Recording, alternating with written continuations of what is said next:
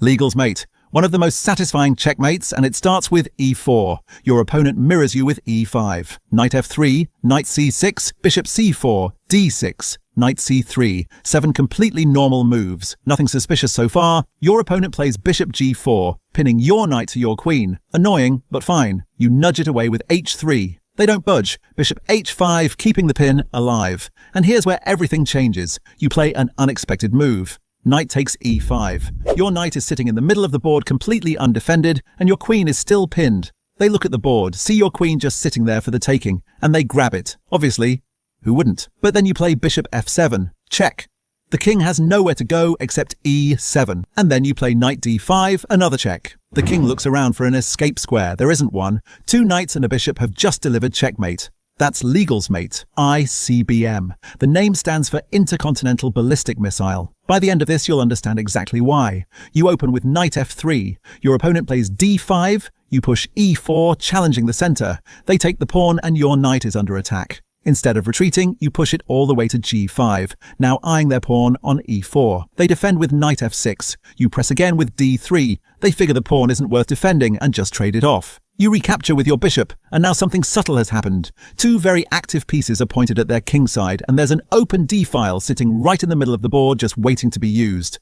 Your opponent gets a little nervous and plays h6, trying to kick your knight off g5 and relieve some pressure. Reasonable move, except they just walk straight into the trap.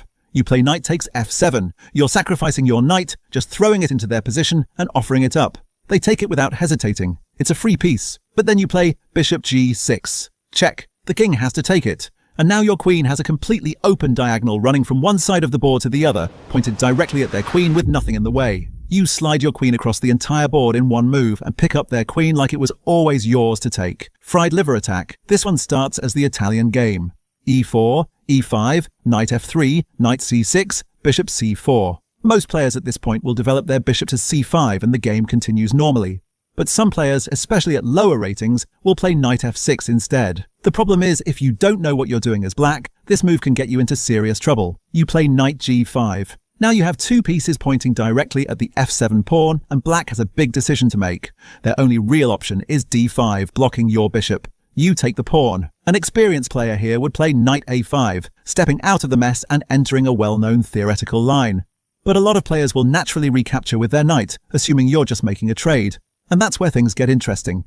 You play knight takes f7, forking the queen and the rook. Black has to take it. And now you play queen f3, check, forking the king and the knight at the same time. If they try to hold on to the knight with king e6, their king is now fully exposed in the center of the board, and you spend the next several moves building up a